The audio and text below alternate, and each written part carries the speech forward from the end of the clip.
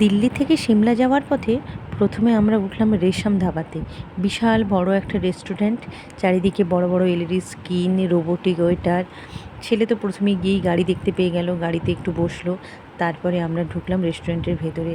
রেস্টুরেন্টের ভেতরে ঢুকে তো আমি অবাক, এত বড় রেস্টুরেন্ট, এত বড় জায়গা, খুবই সুন্দর লাগছিল। তার সবচেয়ে বড় ব্যাপার এই রেস্টুরেন্টের হচ্ছে এখানে খাবার পরিবেশন করতে আসছে একটা ছোট্ট ট্রেনে করে খাবারটা আসছে, আমরা তুলে নিচ্ছি খাবারটা, তারপরে ট্রেনটা আবার ফিরে চলে যাচ্ছে। সে এক অন্যরকম ব্যাপার, সাধারণত আমরা মেদিনীপুরে এরকম কোনো দিন দেখিনি।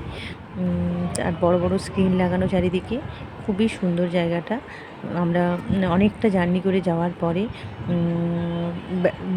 গ্রুপে বেড়াতে গিয়ে যখন হঠাৎ করে একটা এরকম সুন্দর জায়গা দেখতে পাই, সুন্দর একটা পরিবেশ পাই, তখন অন্যরকমই একটা আনন্দ হয় আমাদের। সবাই আমরা খুব আনন্দ করে খেয়েছি, আনন্দ করে জায়গাটাও উপভোগ করেছি। সবার খুব ভালো লেগেছে।